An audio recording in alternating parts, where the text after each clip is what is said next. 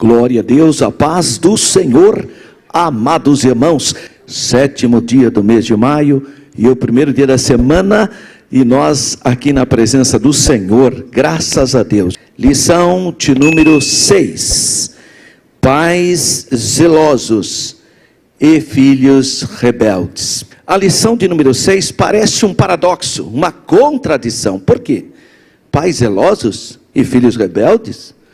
Parece a lição da última lição, né? A 5, né? O motim da família.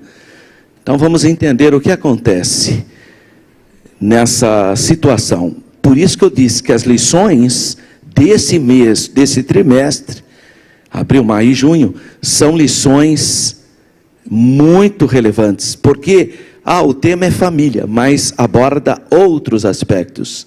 Entre eles, esse paradoxo: pais zelosos e filhos rebeldes. Nosso texto áureo está na carta do apóstolo Paulo aos irmãos de Colossos, aos colossenses, que diz assim: vós filhos, obedecei em tudo a vossos pais. Essa expressão em tudo não está no versículo simétrico de Efésios. Efésios também fala a mesma coisa: vós filhos, obedecei vossos pais. Não tem essa expressão urgente de força, né? Em tudo, vossos pais. Porque isso é agradável ao Senhor. Eu sempre olho de uma maneira muito cuidadosa e reverente os versículos que associam uma atitude social de relacionamento humano com o Senhor.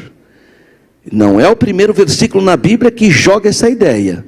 Se você pegar 1 Pedro 3,7, ele tem a mesma ideia. Ele fala: vós maridos, né? Ele fala falando sobre os maridos: maridos, honrai o seu cônjuge, a sua esposa, como um vaso mais frágil, porque elas são coerdeiras contigo. E aí vem a segunda parte, que é o link com coisas espirituais: para que as vossas orações não sejam impedidas. Olha, é o mesmo detalhe relevante desse textuário, porque ele diz assim: obedecei vossos pais. Se parasse por aí, mas aí ele vai fazer um link espiritual. Ele vai dizer o seguinte: porque isso agrada a Deus. Isso significa que quando um filho trata bem os seus pais, ele está adorando a Deus. Essa seria a paráfrase da ideia dessa escrita de Paulo aos irmãos de Colossenses. E não é a primeira vez que ele faz essa indicação. Ele evoca o decálogo, quando ele diz: honra teu pai e tua mãe, que é o primeiro mandamento com promessa. Não é o primeiro mandamento do decálogo, mas é o primeiro que tem uma promessa. Veja, de novo ele fazendo o link em uma questão de relacionamento. Então o filho que trata mal os pais, ele está afrontando a santidade de Deus. Olha o problema. Não é simplesmente uma questão de comunicação. Não, foi uma comunicação. Não vem disfarçando, não. Aqui há um problema seríssimo, porque são aqueles versículos de relacionamentos horizontais que implicam na verticalidade, que é o seu relacionamento com Deus. Então isso é só um aperitivo aqui, uma pinçadinha no texto áureo dessa lição: vós filhos, obedecei em tudo os vossos pais, porque isso é agradável ao Senhor. A nossa verdade prática diz assim: o modo de criar e educar tem impacto. Olha, ele usa 2 verbos aqui: criar e educar. A maneira que a criança é criada e educada vai impactar no seu crescimento, no seu comportamento. Então o modo de criar e educar tem impacto no comportamento de nossos filhos no mundo, na sua relação com o mundo. Em outras palavras, a maneira que a criança é educada, ela vai ter uma cosmovisão, uma maneira de enxergar as suas realidades, mas não anula a responsabilidade individual de escolhas. De novo está a ideia do livre-arbítrio. Então, embora você possa trazer a criança na escola dominical, ensiná-la, educá-la no temor de Deus, fazer o seu culto doméstico, fazer tudo o que deve ser feito. Isso não impede dela tomar uma decisão quando ela ficar adulta, e uma decisão às vezes infeliz, tá? Porque ela tem o livre-arbítrio. Mesmo você cercando ela de boas referências, não significa que essa pessoa não venha tomar uma decisão equivocada. Mas o contrário também é verdadeiro. Às vezes a pessoa não teve a oportunidade de ser cercada, de ter uma boa educação, uma boa formação, de ter a oportunidade de estar na escola dominical, nada disso. Mas quando adulta, toma a decisão acertada em servir a Deus, né? Então são questões que não podem ser desassociadas. Aqui nós, obviamente, sugestionamos que os pais sejam responsáveis suficientemente para trazer o seu filho na escola bíblica dominical, ter um relacionamento exemplar, e obviamente quando ele for fazer a escolha, essas referências irão influenciá-lo nas suas escolhas. Então essa é a ideia da nossa verdade prática. A leitura bíblica em classe vai falar sobre a história do pequeno sol, Shamesham. Shamesh é sol em hebraico, tá? Então o pequeno sol, que é o Sansão, né, que a gente vai estudar essa história hoje. E a Bíblia, por ser a palavra de Deus, ela não omite quando as pessoas cometem erros. Por quê? Porque o Antigo Testamento, para nós cristãos, é extremamente relevante. Ele é a pedagogia divina. É como uma espécie de livro de história para você não repetir os mesmos erros, mas aprender com os acertos. Então, no livro de Juízes, tem a história de Samson, que é Sansão. Juízes, capítulo 13, e depois o capítulo 14. Nós vamos pensar alguns versículos, mas você pode ler toda a história com calma, na sua casa, no capítulo 13 e 14. Eu convido os irmãos que estão presentes para se colocar em pé, para a leitura juntos. Vamos ler juntos. Juízes, capítulo 13, versículos 1 a 7, depois o versículo 24, esses são os versículos do capítulo 13. Diz assim: e os filhos de Israel tornaram a fazer o que parecia mal aos olhos do Senhor, e o Senhor os entregou na mão dos filisteus por 40 anos.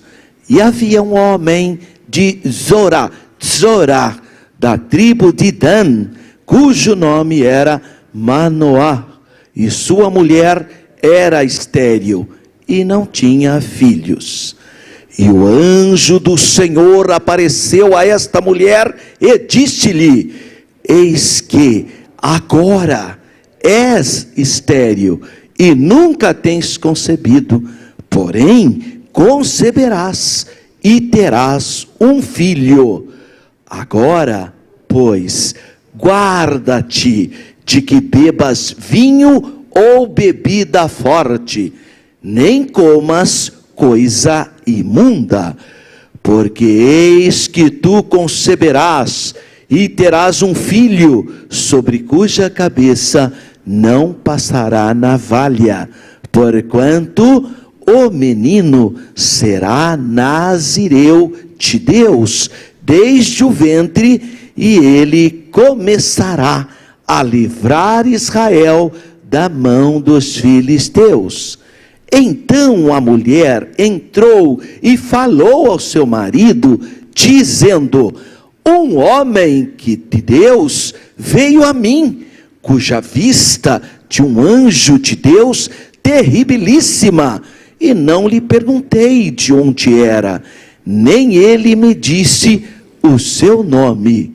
Porém disse-me: eis que conceberás e terás um filho agora, pois não bebas vinho, nem bebida forte, e nem comas coisa imunda, porque o menino será nazireu perante Deus desde o ventre até o dia da sua morte. Depois teve esta mulher um filho e chamou o seu nome Sansão. E o menino cresceu e o Senhor o abençoou. Juízes capítulo 14, versículo 1 a 3.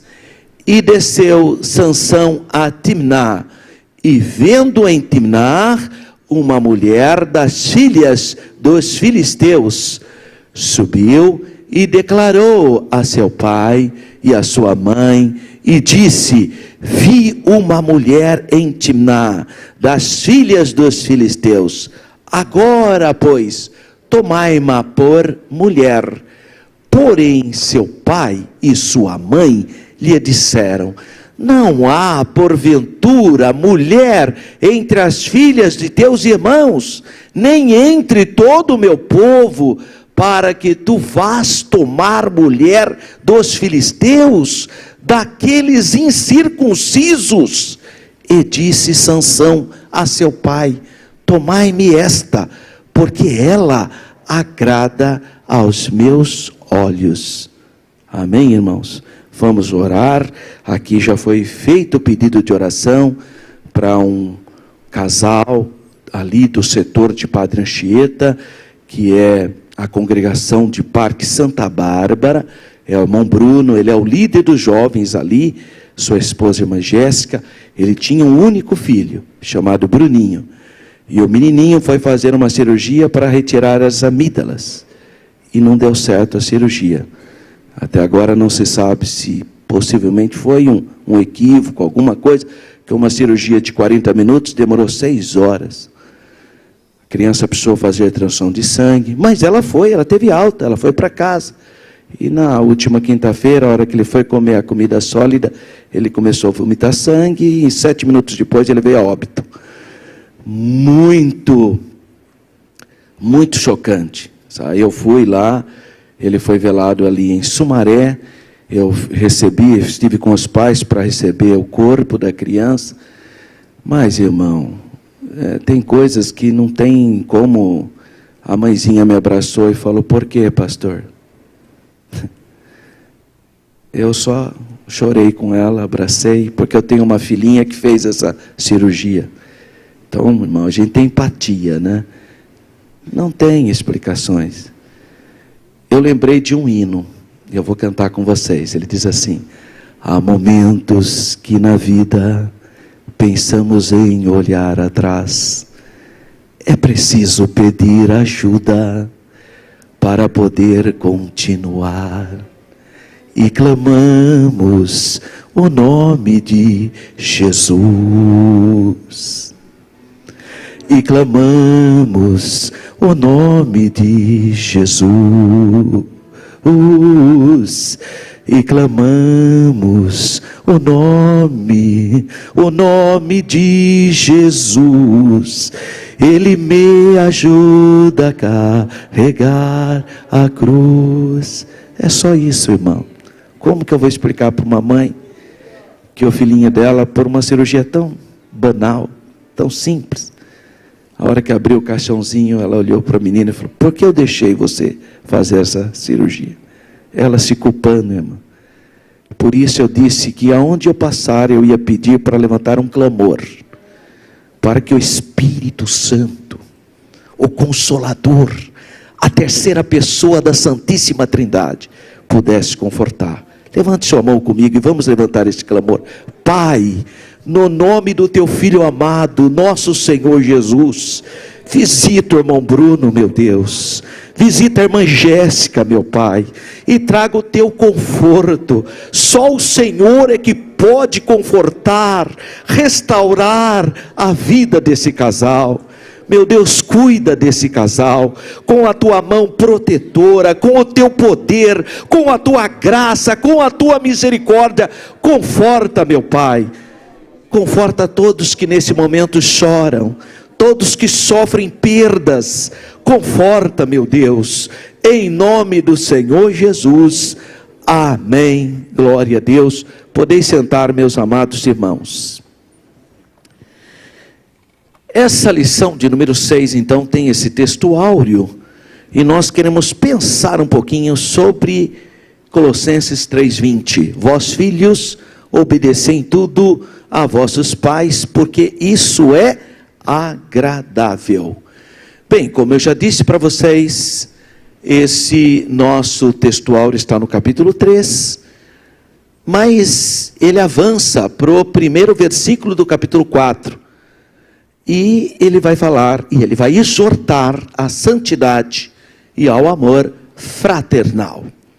Mas há um versículo simétrico, irmãozinhos gêmeos, né, que caminha de mãos dadas, que é Efésios capítulo 6, na verdade é só o versículo 1, mas a completude dele está também nos versículos 2 e 3, que vai falar sobre a obediência dos filhos aos pais. Vamos ler os 3 versículos de Efésios capítulo 6. Vós, filhos, sede obedientes a vossos pais no Senhor, porque isto é justo. É essa informação de Efésios que não está lá em Colossenses. Ele vai dizer, ele vai explicar dizendo que é justo. É uma questão de justiça a obediência dos filhos aos pais. E ele diz, honra o teu pai e a tua mãe, e aqui ele está evocando o decálogo, e ele diz, os 10 mandamentos, que é o primeiro mandamento com promessa. Não é o primeiro dos mandamentos, mas é o primeiro com promessa, para que te vá bem. Aí ele vai justificar essa postura piedosa dos filhos. Os filhos, então, que têm esse comportamento, têm uma promessa de longevidade, para que te vá bem e vivas muito tempo sobre a terra. A ideia aí é qualidade de vida. Tá? Então, olha que interessante. Claro, uma pessoa que cuida bem dos pais, que tem sempre este cuidado com os seus pais, é uma pessoa que tem uma boa consciência diante de Deus, não tem doenças psicossomáticas e, claro, que vai ter qualidade de vida. O versículo inicia dizendo, obedecei em tudo. Essa expressão, como eu já disse, não está lá no Efésios capítulo 6. É uma especificação do Colossenses, de Paulo escrevendo aos Colossenses. A palavra obedecei, ela vem, o termo grego é upakou. Upakou significa seguir, se sujeitar, obedecer. Essa é a ideia, sujeitar aos pais. Então fica subentendido que aquilo que os filhos é ordenado, aquilo que os pais orientam os filhos, desde obviamente que seja justo, né? Moralmente correto, é óbvio que aí está implícito essas ideias, visando o que? O desenvolvimento espiritual. Então vamos dar um exemplo para ficar mais fácil. Então quando um pai chega para um filho adolescente e fala, vá para a escola dominical, aí o menino fala, estou com sono, não vou não. O pai tem que usar da sua autoridade. Não, você vai sim, vamos lá, tal, e leva. Porque ele não tem ainda a responsabilidade para entender que a aula que ele vai ter tem a ver com a vida eterna, do que o sono dele que é efêmero. Ele pode dormir em outro momento. Agora tem pai e mãe que tem uma fraquezinha. Aqui não. Por aí, irmão. Ah, coitadinho. Estudou muito. Realmente, deixa ele dormir. Irmão, você está trocando coisas eternas com coisas efêmeras. Então os pais têm que ter, obviamente, a sabedoria para, quando é um assunto moralmente justo e correto, inculcar nos seus filhos. Irmão, eu sou da rede pública, dei aula no estado por muito tempo. Eu cansei de ver, irmão, na reunião, olha, seu filho, minha senhora, não está vindo na aula. Ah, eu não estou nem aí. Eu mandei isso, se não vai, eu não estou nem aí. Que irresponsabilidade é essa? Você acha que um menino adolescente vai achar que é melhor ir na escola do que ficar brincando em joguinho, irmão? Então não tem essa opção. Os pais têm que ter autoridade, falando, vai na escola. Vai na escola. E os filhos na escola dominical aprendem esse texto. Honra teu pai e tua mãe. Está vendo como que é importante? Na verdade, a igreja coopera muito com você mesmo. porque inculca nos seus filhos a obediência aos pais, a obediência às autoridades, o que no mundo não tem. No mundo não tem. O mundo, pelo contrário, trabalha a subversão, para que os filhos questionem os pais. Essa é a ideologia do mundo. Na igreja nós trabalhamos a palavra de Deus, para que o seu filho seja obediente em tudo. E essa é a ideia, desde que seja correto, visando o desenvolvimento espiritual da criança, ou simplesmente apropriado para a vida e as condutas diárias. Porque tem coisa que não tem nada a ver na perspectiva espiritual, mas tem a ver com o cotidiano. Nós temos um dever moral como pais, preparar os nossos filhos para viver em sociedade, irmãos. Então tem coisas básicas. Agora, claro, não pode provocar a ira dos filhos, pedindo coisas absurdas. Só porque você é pai, só porque se você é mãe, você pensa que você pode fazer o que você quer da herança do Senhor? Não, você tem que ter temor de Deus. Então essa exortação envolve todos os aspectos da conduta humana, filial, aquele relacionamento natural que os pais têm que ter com os filhos, a sua autoridade materna ou paterna. Fique entendido que os pais não devem ordenar aos filhos coisas que são contrárias à moralidade cristã. Porque tem pai desnaturado, irmão. Meu filho, vai comprar uma garrafa de pinga. Pelo amor de Deus, né, irmão? Tá, você tem que tomar pinga. E a criança, coitada. Então, aí implica a questão, a ordenar coisas contrárias à moralidade. Não, você vai ter que tomar essa pinga porque o seu pai, e a Bíblia fala que o filho tem que obedecer ao pai, olha. Não, aí a criança pode, mas isso também até legalmente, né? Se o governo te obrigar a uma coisa que vai contra a Bíblia, a gente não vai obedecer também ao governo. Mas a Bíblia manda a gente obedecer às autoridades, desde que elas não contraponham a moralidade cristã.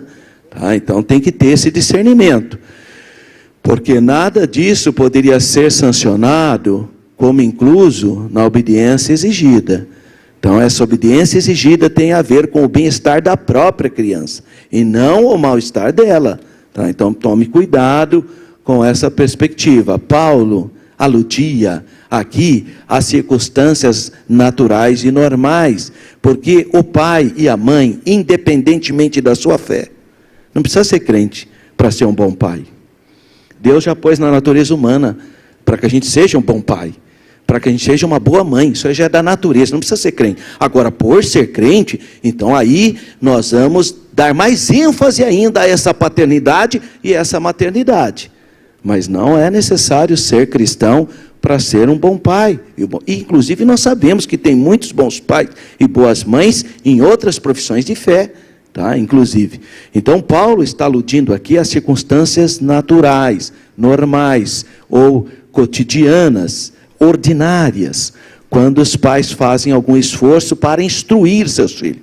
Então, o pai fala: filho, eu quero que você aprenda inglês, porque a sociedade hoje é bilíngue, não é igual à minha época, que não havia essa necessidade. Hoje, você vai, então, coloca a criança lá na aula, vai levá-la, eu não quero aprender, mas eu sei que vai ser bom para você.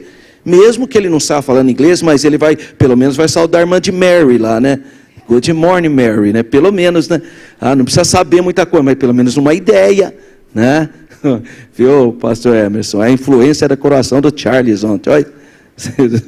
Então, não dá para você entender que existem coisas importantes. Agora, a criança não quer, irmão.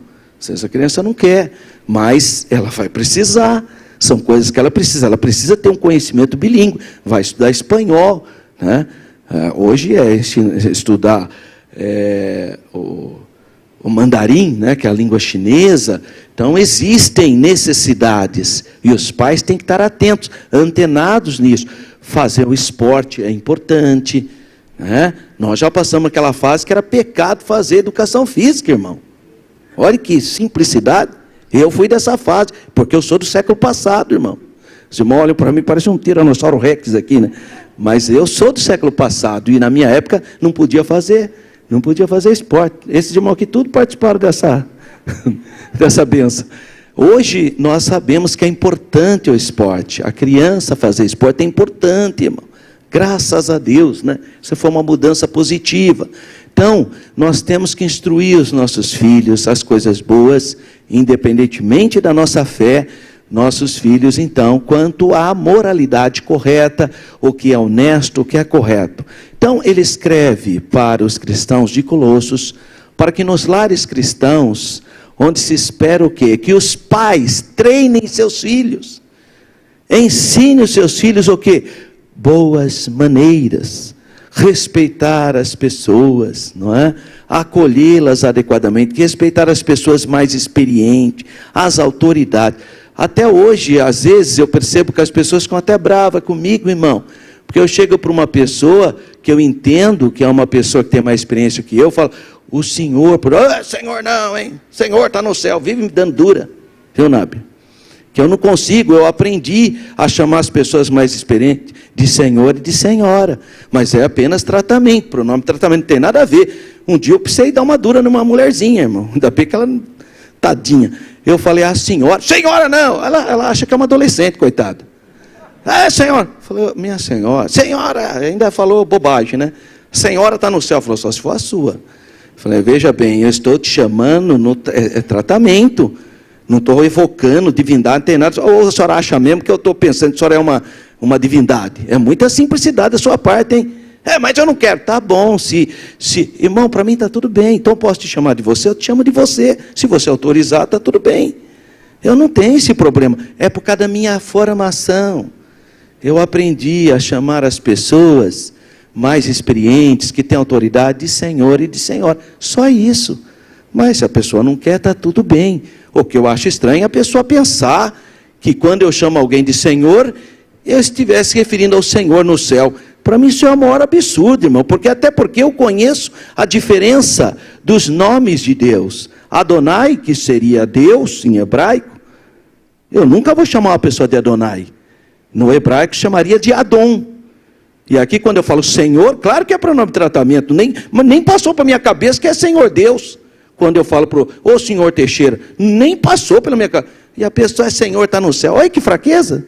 É lógico que está no céu, né? E a pessoa, eu até acho que é arrogância. Olha, você está achando mesmo que eu te confundi com o Deus dos céus? É muita fraqueza mental, né? Para achar que eu... Claro que é apenas um tratamento, mas está tudo bem, eu chamo de você, não há problema nenhum. Mas nós precisamos ensinar boas maneiras para os nossos filhos, a respeitar as pessoas. Hoje tem gente que chama Jesus de você, eu não consigo, irmão. Eu tenho dificuldade de chamar o Senhor Jesus de você. Eu tenho dificuldade. Mas eu não julgo quem faz isso, porque ele também tem a mesma referência que eu. Só que é um outro. Por isso que eu não prego mais para jovem, irmão. É só ciclo de oração, viu, irmãs? O meu negócio é ciclo de oração. Porque essa linguagem, quando eu estava ainda dando aula no estado, eu conhecia a linguagem do adolescente e do jovem. Esse negócio de pregar para jovem e adolescente é o bisnaga. Não é, irmão? Eu não tenho essa chamada, irmão, não adianta. Eu acho maravilhoso, é uma linguagem bem conectada. Eu não tenho isso, eu já sei, eu já estou confortado. Meu negócio aqui é com a irmã Elzinha, é ciclo de oração, ô glória, é bênção pura. Então, irmão, a gente também precisa saber o tamanho da gente, né? Eu não sei mais essa linguagem, mas eu respeito. Eu imagino que quando um jovem, um adolescente chama Jesus de você, ele tem a mesma reverência minha. Só que a perspectiva dele de referência é diferente da minha, porque é um outro tempo, irmão, é um outro momento, e não adianta eu querer comparar, está errado, não sei se está errado, Deus conhece o coração dele, né, irmão, Deus sabe o coração da pessoa. Às vezes tem gente chamando Deus de Senhor e não tem reverência nenhuma, e o outro coitadinho está falando, você está cheio de reverência, olha. Então eu não julgo nada, irmão, eu só faço essas análises aí sociológicas, né, e linguísticas. Nessas situações, espera-se dos filhos que agradem a Deus, porque quando eu trato bem meu pai e minha mãe, o Senhor está sendo glorificado. Então é importante nós compreendermos isso. E claro que os pais vão então ser instrumentos de crescimento para todos. Até mesmo questões indiferentes, estão incluídos aqui, olha que coisa. Ou seja, aquilo que não tem conteúdo moral, mas que envolve apenas uma questão de preferência quanto a um curso de ação, porque às vezes o pai percebe que o filho tem uma vocação. Então o que ele vai fazer? Vai explorar isso, potencializar essa vocação. Mas o filho às vezes não é um pouco tão disciplinado para aquilo. Você pode estimulá-lo. Eu percebi que a minha menina tinha uma tendência para a medicina desde pequenininha. Bastava eu fazer um machucadinho, ela, papaizinho, deixa comigo. Oi, tem gente que tem medo de sangue. Ela não. Irmão Joel, ela vinha, limpava o sangue, colocava aquele baita de esparadrapo no meu dedo. Eu falava, Renata, essa menina, eu acho que ela gosta de medicina. Vamos comprar uma caixinha de medicina para ela? Sabe aquela caixinha de... Comprei. Nossa, aquela caixinha... A minha, chegava a avó, pai, vó, deixa eu ver o seu coração. Não vê nada, né? Mas ela já tinha essa... Sabe o que aconteceu? 2º ano de medicina. Então, ela gosta disso. Eu contei uma história para ela de um erro médico, fiz aquela dramatização, né, de um professor de história. Ela olhou para mim, papaizinho, essas coisas podem acontecer. Isso é uma naturalidade médica. Outra cultura, outra formação.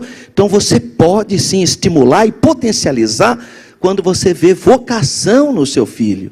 E não querer impor a sua profissão para ele. Se ele não tiver vocação, não inventa, irmão, porque aí você vai torturar a criança. Então você tem que ter essa habilidade. Não importa, irmão, o importante é que essa criança seja o melhor profissional na área que ela escolher.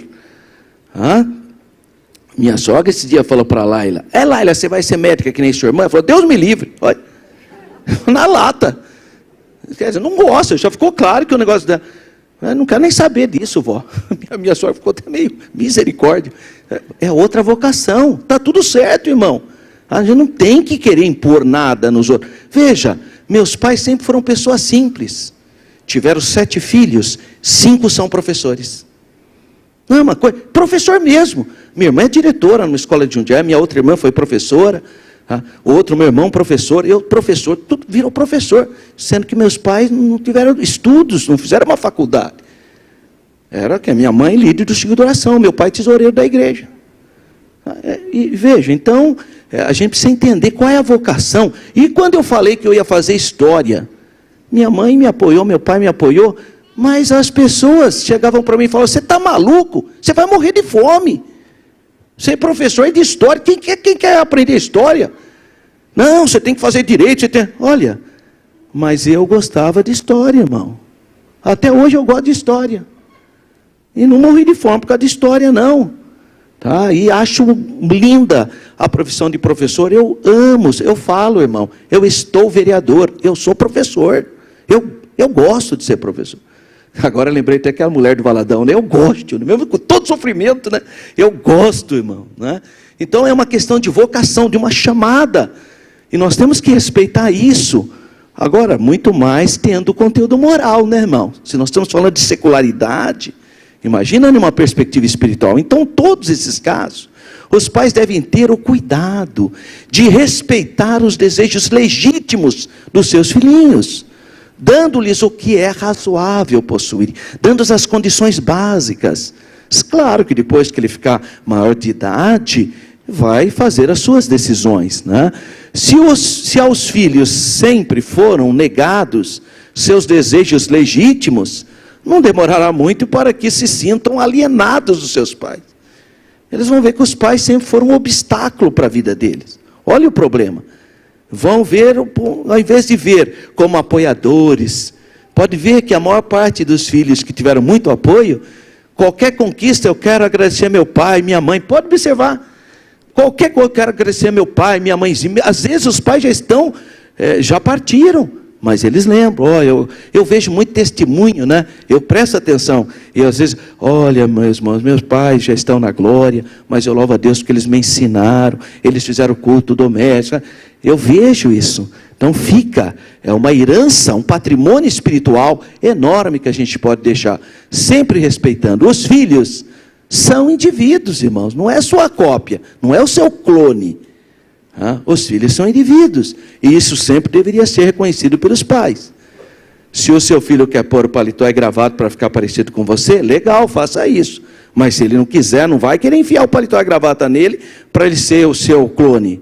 Isso não, irmão, em hipótese alguma. Deixa a criança ser criança, né? Tão lindo isso. Devemos notar que em Romanos, olha só, hein? Em Romanos, capítulo 1, versículo 30, ele vai dizer o seguinte, ele vai falar sobre a sociedade pagã que tem filhos desobedientes, como uma característica do paganismo. Então, é interessante isso, né? Que ele fala, vamos ler, Romanos, a carta de Paulo aos Romanos, no primeiro capítulo ele vai fazer um retrato da sociedade pagã. Olha só o que ele diz aqui no versículo 30. Olha, diz assim: eles são murmuradores, detratores, aborrecedores de Deus, injuriadores, soberbos, presunçosos, inventores de males. Olha a última frase: desobediente ao pai e à mãe. Isso aqui é um retrato da sociedade politeísta, da sociedade pagã. Paulo está fazendo esse retrato. Então, fala que a desobediência aos pais é nomeada entre os sérios pecados, né, dos povos pagãos, politeístas, que são reprovados por Deus. E também a própria natureza nos ensina a conveniência dos mais jovens e menos experientes se sujeitarem aos mais velhos. A sociedade ocidental é uma sociedade de consumo e de descarte. Então, quando os pais ficam idosos, os filhos acham que não é problema deles. Descartam os pais. Há sociedades com mais base bíblica, que são as sociedades mais piedosas, os pais sempre são valorizados. Quando, em 2019, acho que a irmã Teresa, hoje a irmã Rose não veio, né?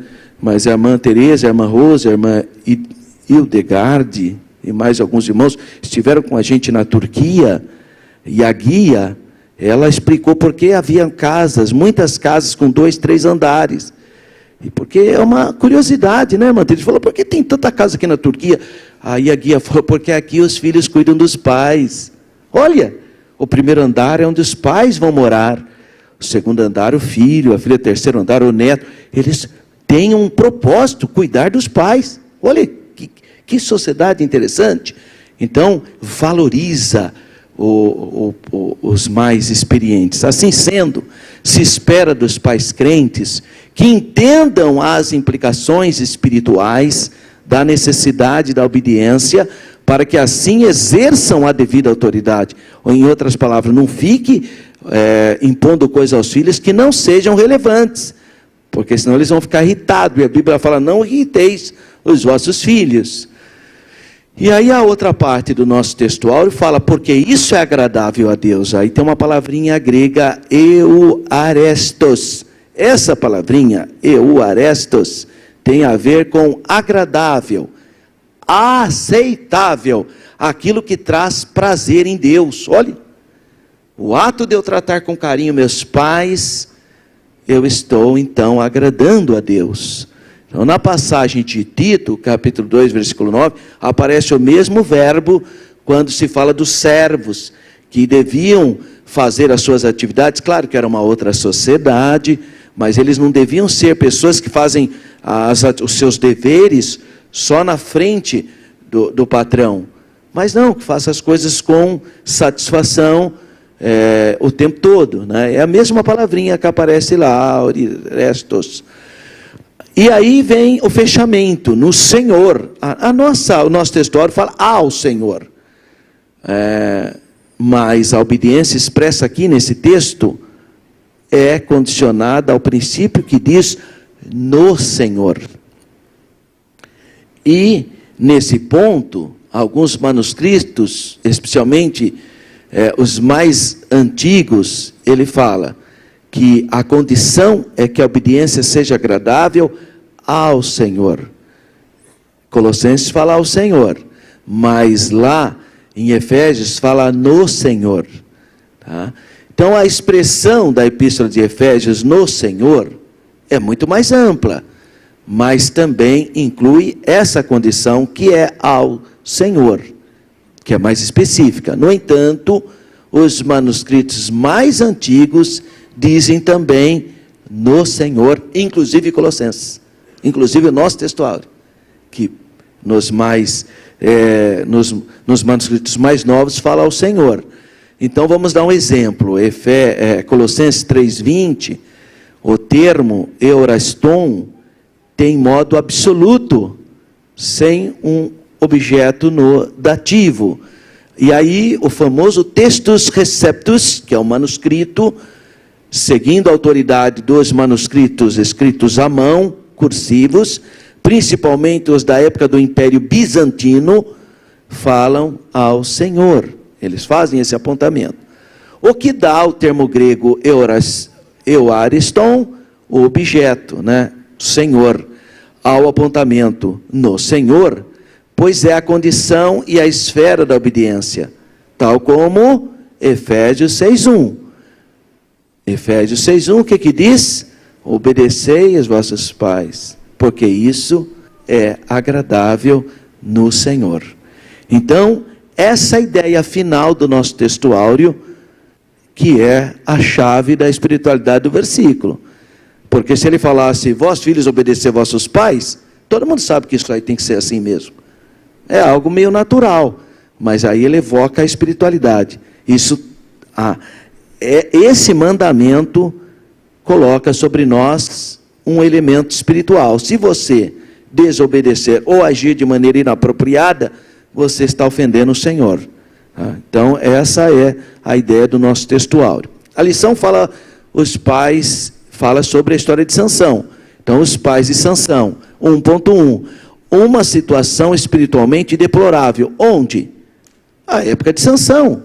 Que época foi essa? Mais ou menos 1300, 1200, por volta de 1300 antes de Cristo. Foi a época do período dos juízes de Israel. Então, a história de Sansão está situada aproximadamente há 3.400 anos atrás. E o que estava acontecendo lá? Ora, o primeiro versículo do capítulo 13 já fala.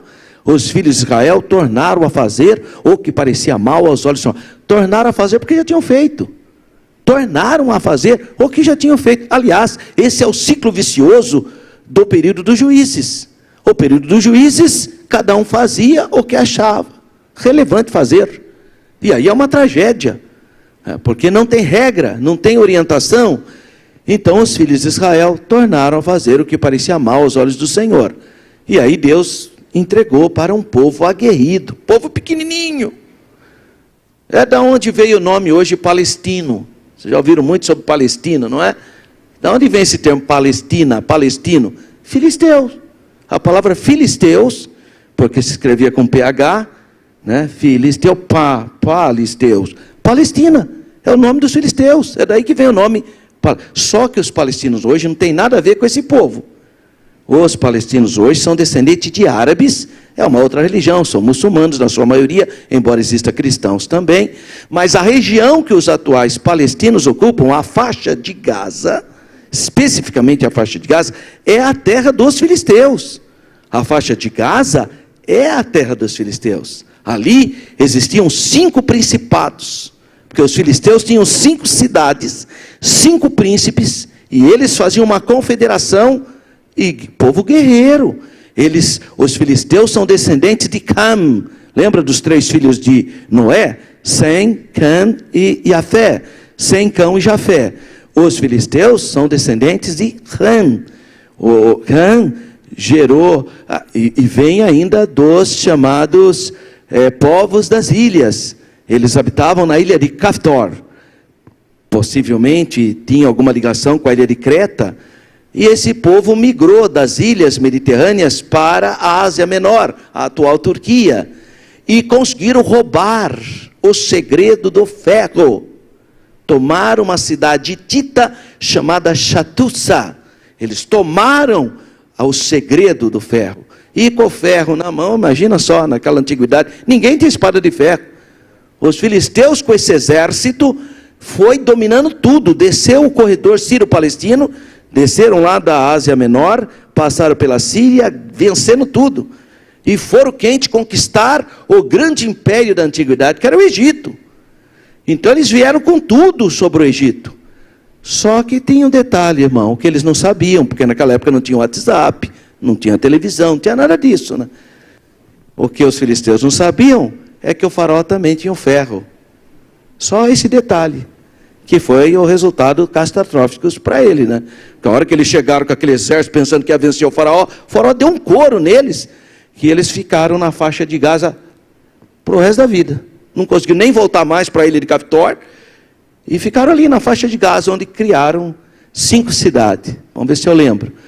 Asdod, Askelon, Gat, Ecrom e Gaza. São as 5 cidades, os 5 principados dos filisteus. Povo aguerrido, povo guerreiro, exército forte.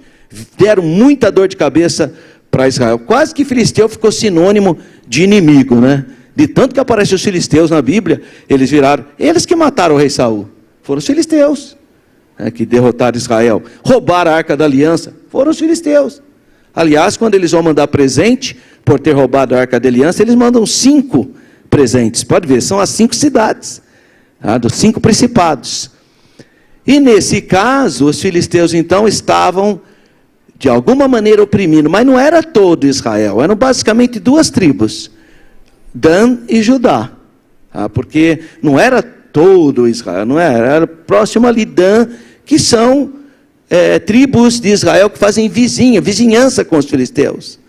E os filisteus começaram então, eles desobedeceram a Deus, Deus mandou os filisteus. Há outro detalhe importante: por que Moisés não tirou o povo direto para a terra de Canaã?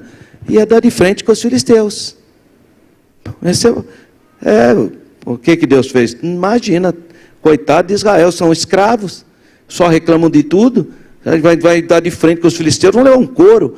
Então Deus sabiamente desviou eles, falando, deixa eles ir para o deserto, virar uma nação organizada, depois de 40 anos no deserto, é uma outra nação, uma outra geração, já tem exército. Aí começa, pode ver que eles tomam Israel, Jericó é o primeiro encontro deles lá nas campinas do Jordão. Eles não vão pela faixa de Gaza, era muito. Em 3 dias eles chegavam em Canaã, se fosse pela faixa de Gaza, só que enfrentar 5 cidades dos filisteus. Está vendo a inteligência de Deus, a sabedoria de Deus para preparar a nação para a conquista? Então os filisteus eram muito fortes, eles já estavam lá quando Israel chegou. E a terra dos filisteus não faz parte da terra prometida. Os filisteus é Gaza. Então Gaza é a Palestina. Mas então por que hoje toda a região e toda essa gente ficou chamada de Palestina? Porque, irmão, depois da destruição de Jerusalém no ano 70 pelo exército romano, os judeus se rebelaram novamente contra Roma. E no ano 132, o imperador Adriano mandou esmagar a revolta judaica de um falso messias chamado Bar Kokhba e o rabino Akiva.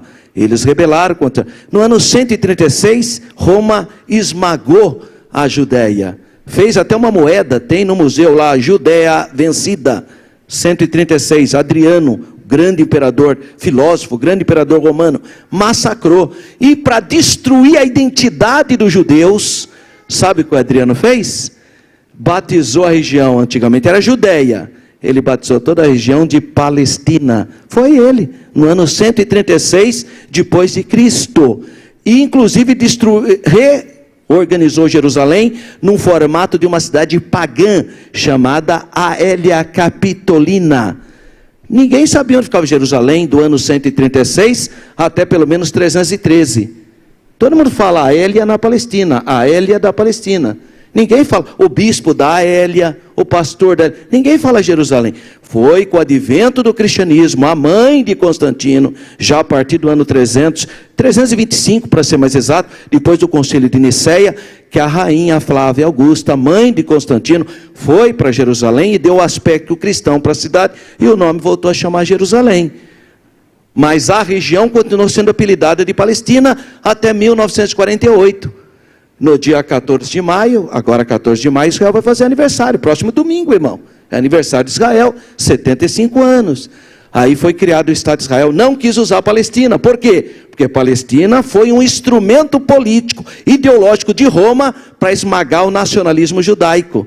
Então eles resolveram chamar o antigo nome dele, Estado de Israel. Então, essa é a história, né? Que as pessoas às vezes se perdem nisso, né? Então, Deus entregou na mão desse povo chamado filisteus, por 40 anos, é isso que diz o texto de Juízes. Era um contexto em que o povo vivia na prática do pecado, da desobediência, as famílias, poucas famílias temiam a Deus nesse momento.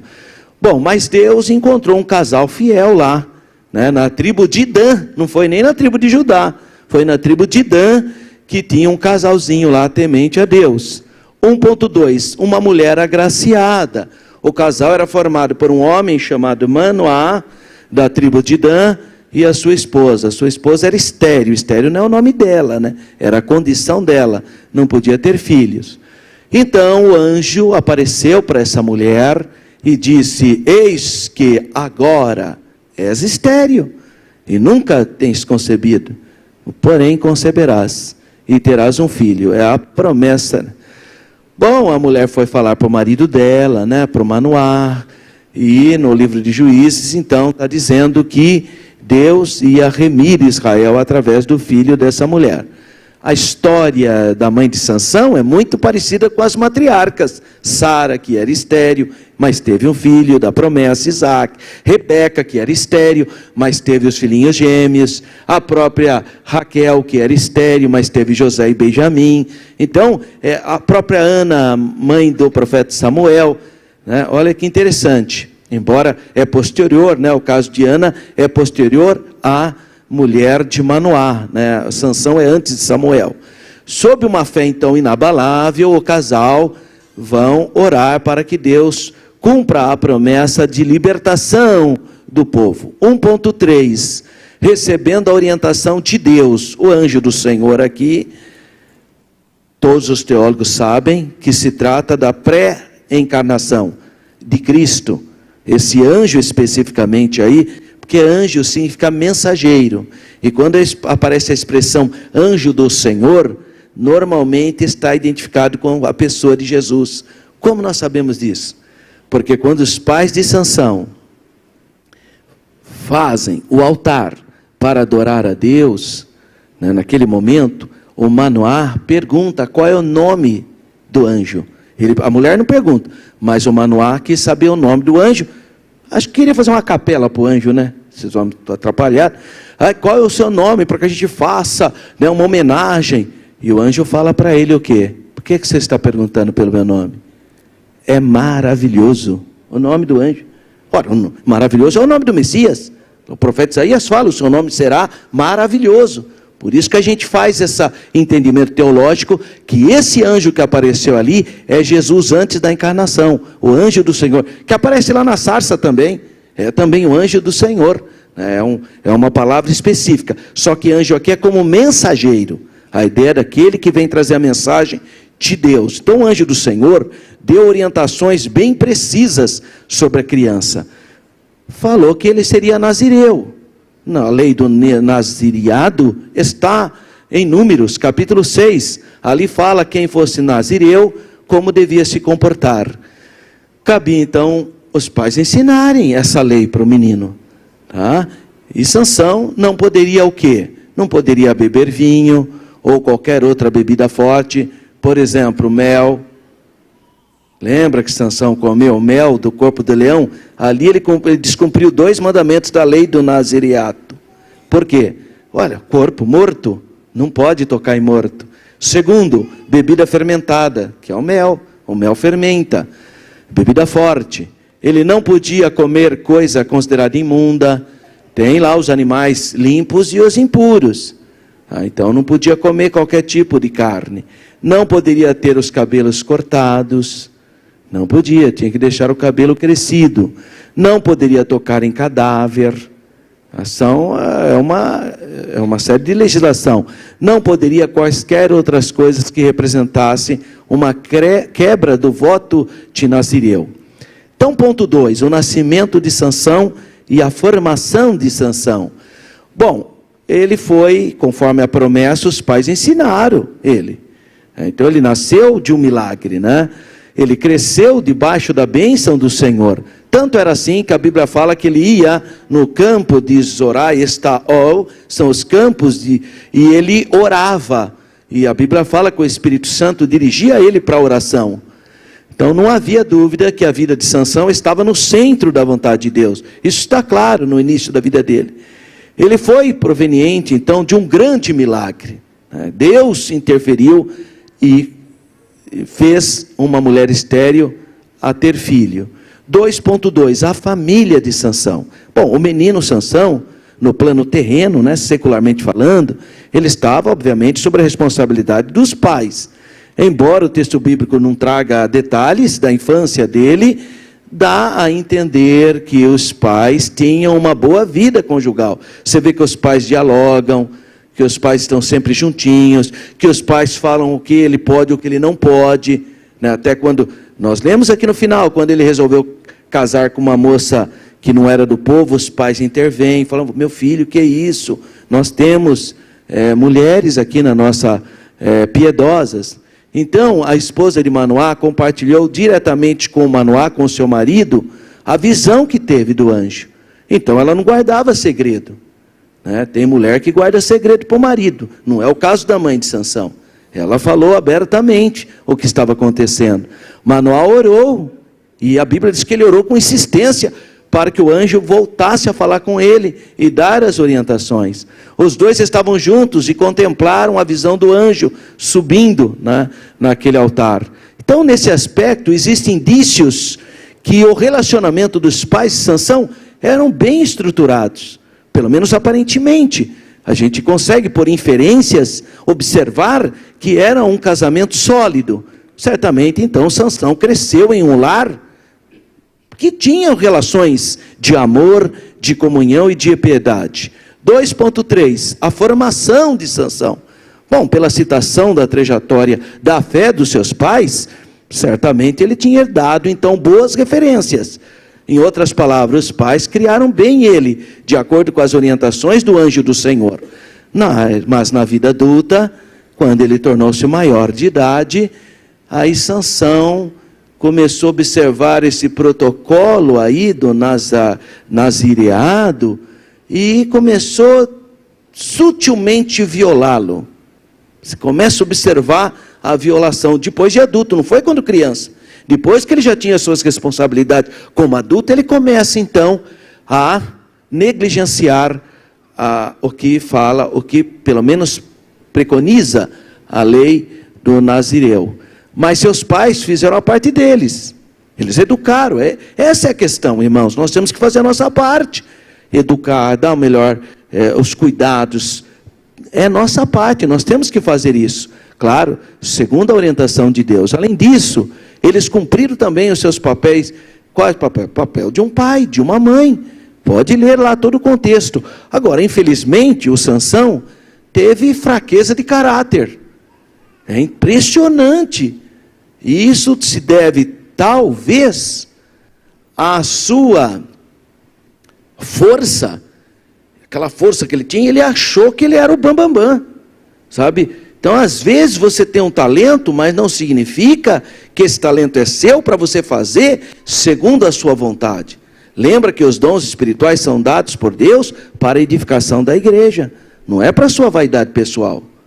Então tem gente que tem dom sim, você vê que tem dom, e de Deus inclusive, mas usa para a sua própria perdição, usa para ele mesmo, para o seu próprio egoísmo.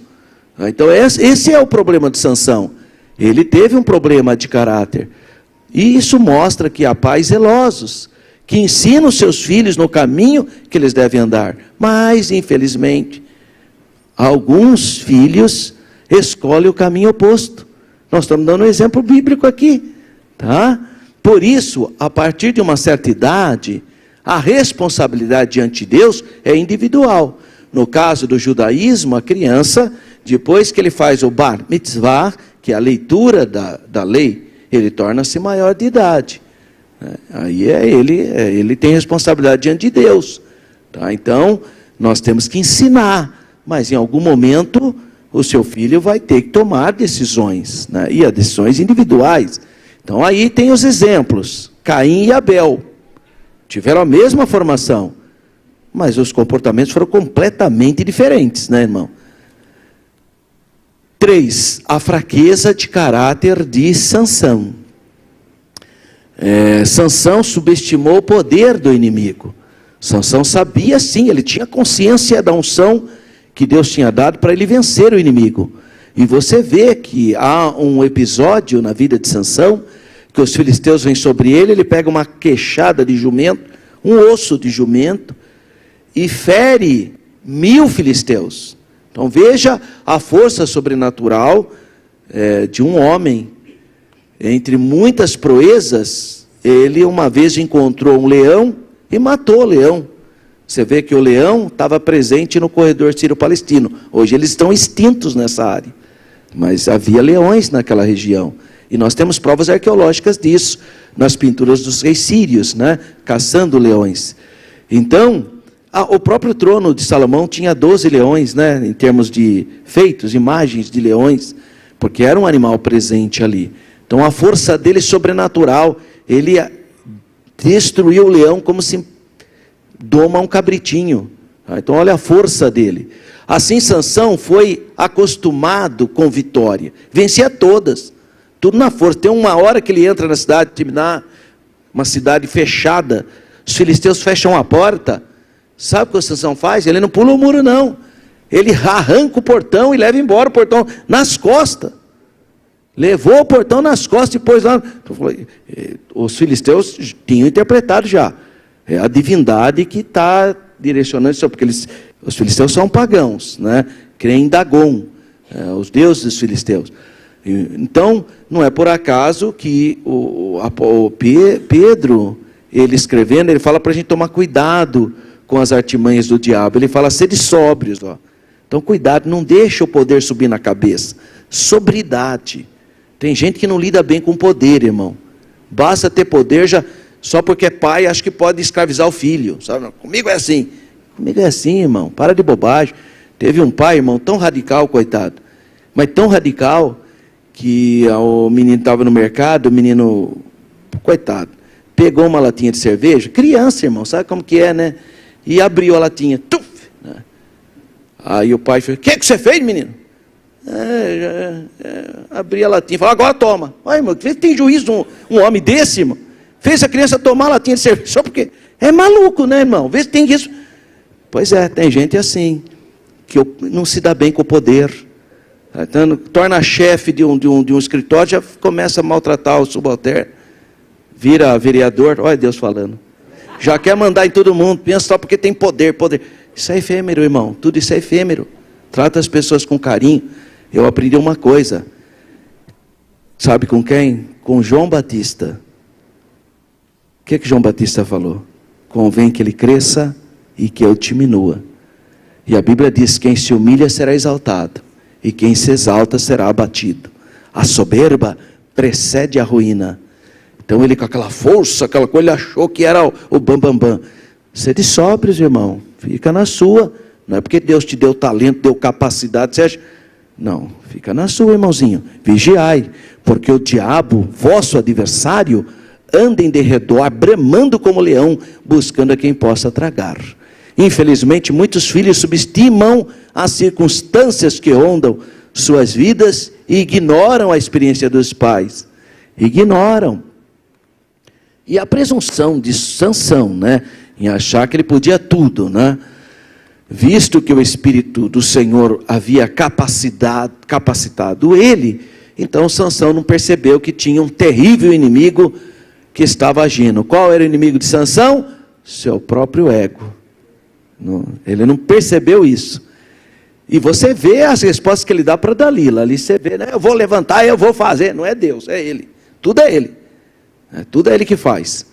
Então a pessoa vai se afastando de Deus. Sua força vinha de Deus, aquela capacidade foi potencializada por Deus, mas ele agia como se fosse dele mesmo, que ele era o cara. Sua atitude rebelde e presunçosa o levou a não dar o primeiro lugar para Deus, passando a buscar o prazer, a ociosidade e a luxúria, né? Ao hedonismo. E é muito triste quando os filhos não conseguem mais ver a bondade de Deus. Às vezes a irmãzinha, né, consagrou a criança, às vezes a irmã desprovida de qualquer coisa, foi ajudada pela igreja. Irmãos, tem pessoas hoje que o filho é juiz, que é advogado, mas ele não sabe que os pais foram ajudados com cesta básica da igreja. Viu, irmão? Não, porque hoje ele pensa que é o bom, mas ele não sabe que o pastor foi lá orar para que aquela criança tivesse vida.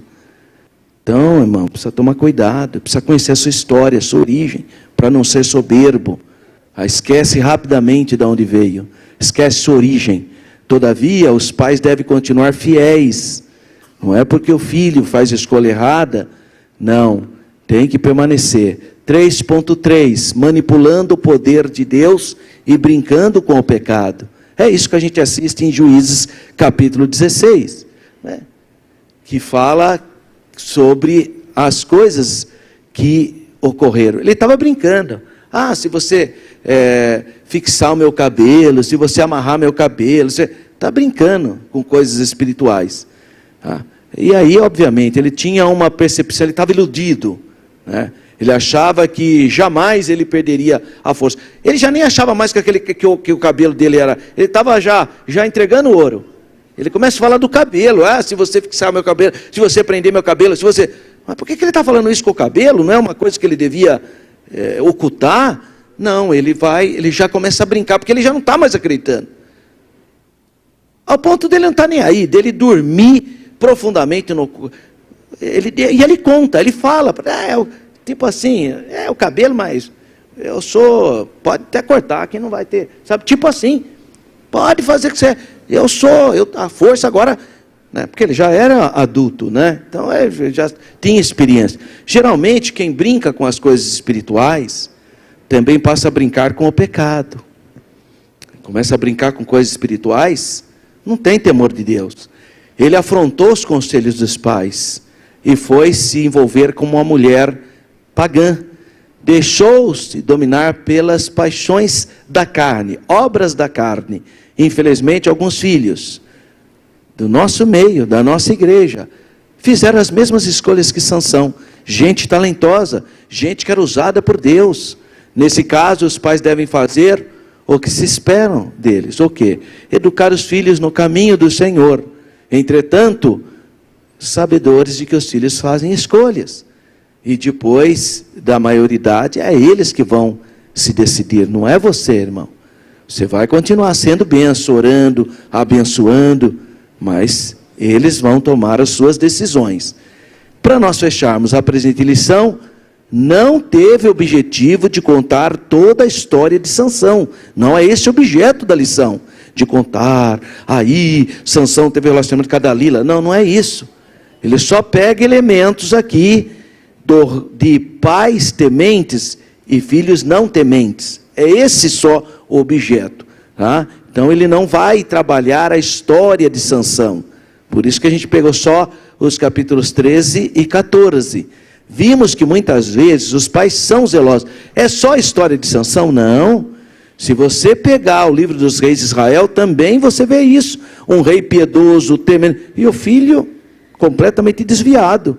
Então, existem outras situações, mas nós não podemos, em hipótese alguma, deixar de fazer a nossa parte. Nosso propósito é que os pais continuem a ser faróis, como luzeiros, que revelam aos filhos rebeldes o quanto equivocados espiritualmente eles estão, orando sempre para que eles voltem para o caminho do Senhor. Então, em outras palavras, o pai sacerdote, a mãe auxiliadora, juntos eles vão santificar os filhos. Meu filho está desviado, mas abraça ele, diga no ouvido dele aqui, papai está orando para você. São palavras tão pequenas, mas têm efeito espirituais. Mãe, abraça o seu filho, mamãe está orando por você, meu filho. Ore, jejue, consagre. Não deixe de mandar mensagens da palavra de Deus, porque a palavra de Deus santifica e esmiuça a penha. Nunca desista de um filho, nunca desiste de uma filha, nunca desiste da sua casa, nunca. Continua intercedendo, continua buscando, continua abençoando a sua família, mesmo que seus filhos estejam rebeldes e tenham feito escolhas equivocadas. Nosso grupo está cada dia mais abençoado. Se Deus nos permitir, 16 a 24 de novembro, agora desse ano, nós vamos estar 9 dias só em Israel, e ainda dá tempo de você fazer parte dessa nossa caravana. Está ali o WhatsApp, se você quiser o folder, $3.390 americano é o valor da nossa viagem. E a próxima lição, olha só que bênção, o relacionamento entre nora e sogra.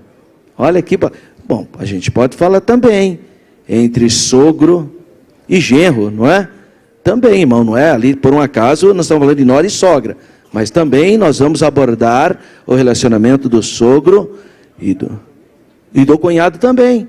Então, ó, dia 14, aniversário de Israel, venha para a aula, nós vamos orar, dia 28, o dia da oração por Israel, né? E também será o dia das mães, dia 14, olha quanta coisa linda que vai acontecer. Então, venha participar da escola bíblica dominical. Que Deus continue abençoando os irmãos, tenham todos uma semana abençoadíssima, muitíssimo obrigado.